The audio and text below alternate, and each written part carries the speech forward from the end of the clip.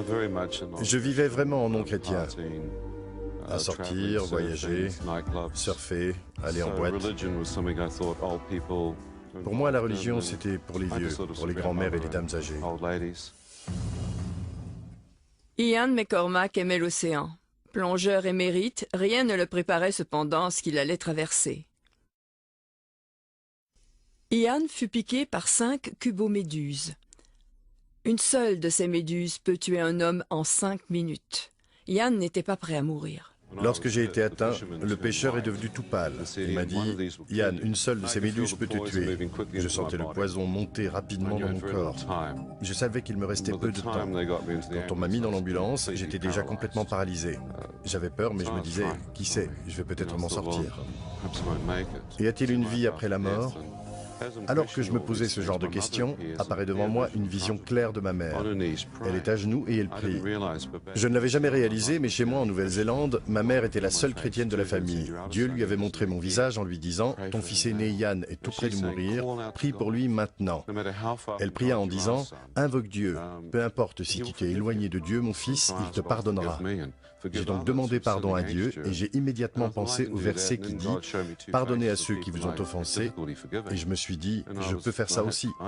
Puis Dieu m'a montré le visage de 2 personnes à qui j'avais du mal à pardonner et j'ai choisi de leur pardonner. La paix que j'ai alors ressentie ne m'a plus quitté depuis 28 ans. Je savais que j'avais donné mon cœur à Jésus et j'avais reçu la paix, mais mon corps était toujours en train de mourir. J'ai été emmené à l'hôpital et je me suis senti sortir de mon corps. Je les entendais parler, ils disaient « C'est tout ce que nous pouvons faire pour vous », tout en m'inoculant l'antisérum et des neurotoxines. Je me suis d'ailleurs fait cette réflexion, ça va me tenir éveillé toute la nuit. Mais je n'avais plus de force. J'ai fermé les yeux en me disant que j'allais économiser mes forces et à ce moment, le moniteur signala l'arrêt cardiaque. Je fus déclaré mort. La minute d'après, je me retrouve hors de l'hôpital, dans les ténèbres les plus complètes. Et j'ai ressenti le mal le plus intense, comme des yeux invisibles qui ne cessaient de me regarder. C'était des ténèbres spirituelles. J'entendais des hommes hurler dans ces ténèbres. Ils disaient « Tais-toi, tu mérites d'être ici ». J'ai dit « Mériter d'être ici » et un autre homme devant moi de répliquer « Tu es en enfer ».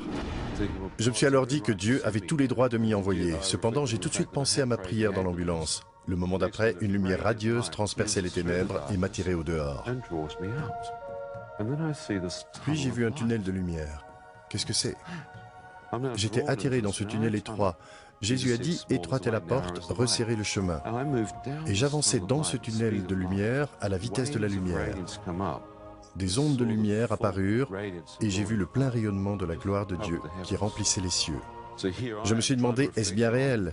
Et je me suis répondu à moi-même, « Eh bien, si je suis hors de mon corps, je voudrais retourner. » Et il m'a dit, « Ian, si tu retournes, tu devras voir les choses sous une lumière nouvelle. » Et j'ai dit, « Es-tu la véritable lumière ?» Il me répondit, « Ian, Dieu est lumière, et il n'y a point en lui de ténèbres. » 1 Jean 1,5.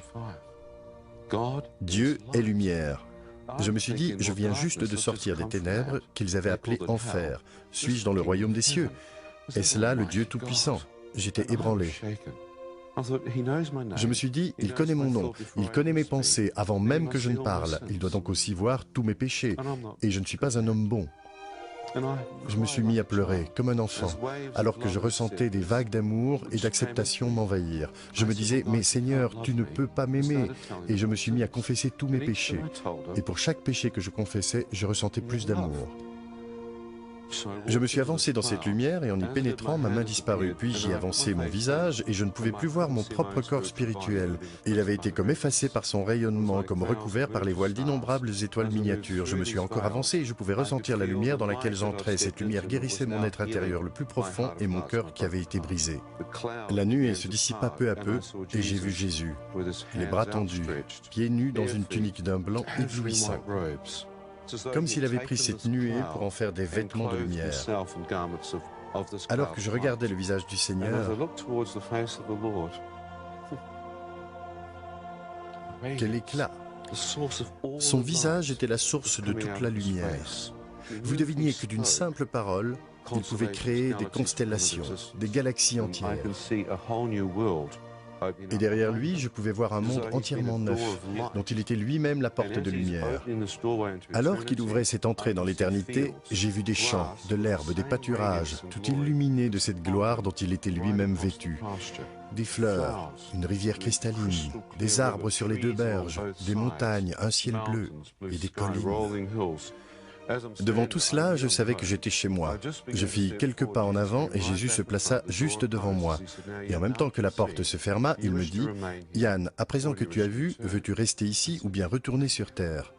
J'ai répondu « Je veux rester ici. Je n'ai personne auprès de qui aller là-bas. Personne ne m'aime. Et toi, tu m'aimes. » Je me suis retourné pour un dernier « Au revoir, monde cruel » et le Seigneur me fit voir ma mère. La seule personne que j'aimais et honorais.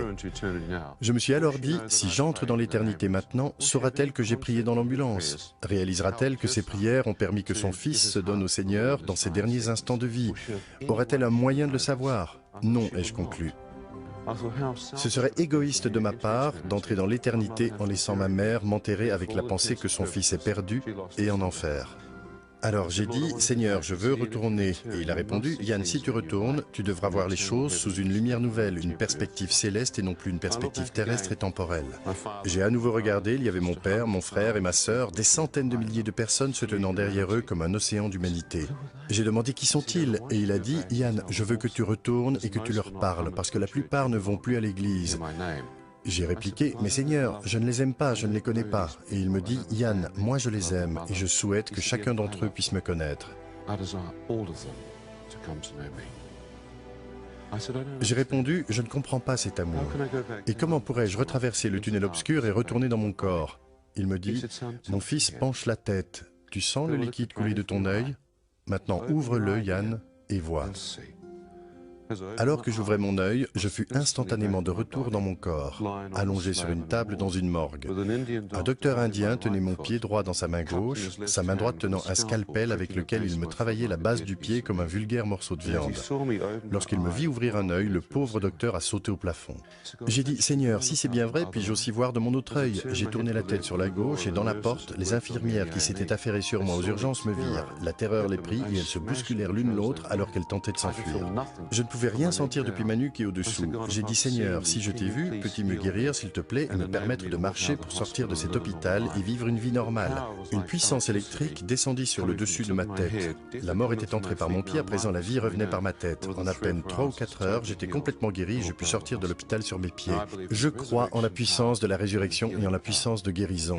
J'ai dit, Seigneur, que m'est-il arrivé? Il répondit, tu es un chrétien né de nouveau. Lis la Bible. J'ai dit, je ne sais pas ce qu'est un chrétien né de nouveau. Faut-il mourir et revenir à la vie ou quelque chose du genre? Il me dit, non, lis la Bible, mon fils.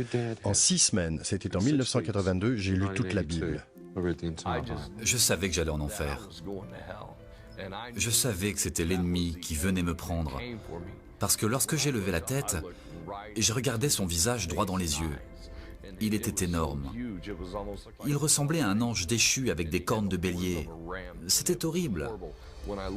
J'ai regardé dans ses yeux, c'était comme regarder la mort et l'enfer. Le mieux que je puisse le décrire, c'est que c'était des ténèbres au sein de ténèbres. L'usage de drogue, puis son overdose, avait maintenu Randy Hicks dans les ténèbres depuis très tôt dans son enfance. Il avait grandi avec 8 frères et sœurs dans l'Illinois rural avec très peu de surveillance parentale. Je me suis défoncé à 8 ans, avec 2 de mes frères plus âgés, dans le garage. C'était la première fois que je fumais de la marijuana. Je ne l'oublierai jamais. Et j'avais aimé ça.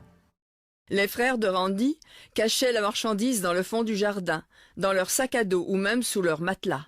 Un jour, j'ai trouvé de la poudre blanche, de la cocaïne. Je ne savais pas ce que c'était, mais je me suis dit que c'était tout bizarre. Puis un jour, j'ai vu mon frère en sniffer.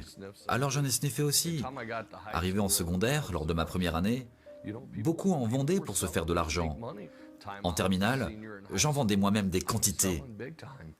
Après l'obtention de son diplôme, Randy s'enrôla dans l'armée. J'ai fini tankiste, membre d'équipage de véhicules blindés, et j'ai été envoyé à Fort Irwin en Californie. Là-bas, c'était le cristal qui était en vogue. Et je me suis mis à traîner avec les mauvaises personnes. J'ai bu de plus en plus, Puis je me suis mis à vraiment consommer du cristal. Mon Dieu, comme j'étais accro. Je ne pouvais pas vivre sans. Je baignais dedans depuis le matin à mon lever jusqu'au soir quand je me couchais. J'ai vendu mes affaires pour m'en payer, puis j'ai été envoyé en désintoxication. Pour finir, j'ai été renvoyé de l'armée. J'étais vraiment ennuyé.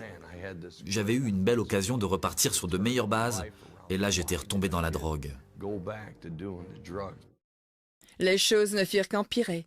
Randy passa 1 an en prison pour le cambriolage d'une station d'essence. Il était tellement défoncé qu'il ne se souvient même pas d'avoir menacé le caissier d'une arme. À sa sortie de prison, il fit une overdose. Il n'avait que 27 ans. Ils me couvrirent d'un drap blanc, parce qu'ils étaient persuadés que j'allais mourir. Puis ils ont appelé ma famille. Lorsque je suis revenu à moi, j'ai eu une intense frayeur parce que je me suis vu recouvert d'un drap blanc. Les médecins remarquèrent que Randy était toujours vivant. Après de nombreux examens, il put quitter l'hôpital. Mais même cette expérience de mort imminente ne suffit pas à lui faire reprendre le droit chemin. Randy se maria, mais ni son usage d'alcool ni sa dépendance à la drogue ne cessèrent, ce qui conduisit à la ruine de son mariage. En 1997, la femme de Randy le quitta avec ses 2 jeunes enfants. Même lorsque j'étais avec mes enfants, je buvais et je fumais de l'herbe et je prenais un peu de coke. Plus comme avant, mais j'en prenais toujours, oui. Ce qui a tout changé, c'est qu'à un moment, je me suis effondré à terre et j'ai physiquement senti que quelque chose me traînait littéralement hors de mon corps. J'ai levé la tête et j'ai vu la mort et l'enfer dans ses yeux. Il avait des cornes immenses, enroulées comme celles d'un bélier. Et la mort a empli la pièce. J'étais effrayé. Je pouvais physiquement ressentir que mon être spirituel se séparait de ma chair. Ce n'était pas une douleur, mais je sentais qu'il partait et je tremblais de peur. Je suis tombé sur mon visage et j'ai hurlé. « Jésus, pardonne-moi mes péchés. Seigneur, libère-moi de mes dépendances, prends-les toutes. Ne me laisse pas aller en enfer. Pitié. » Je le suppliais, je pleurais. Je faisais tout ce que je pouvais. Puis au moment où j'ai regardé ma porte, elle s'est ouverte. Et j'ai vu une longue robe blanche et brillante. Il n'y a pas de blanc semblable dans le monde, c'est indescriptible. Et j'ai su sans l'ombre d'un doute qu'ayant invoqué Jésus, Dieu était intervenu pour me sauver. Depuis cet instant, je n'ai eu de cesse de connaître Dieu. Je voulais connaître Jésus. Je voulais connaître celui qui était venu me chercher alors que je savais sans le moindre doute que je devais aller en enfer. L'addiction de Randy à l'alcool et à la drogue fut immédiatement remplacée par une faim et une soif de Jésus. Je voyage pour raconter partout comment Dieu m'a tiré de là, ce que j'ai traversé et ce que ça peut vous faire, pour dire que Christ est la réponse. Lorsque vous invoquez le nom de Jésus, il est là, et il est prêt à vous accueillir, à vous pardonner tous vos péchés.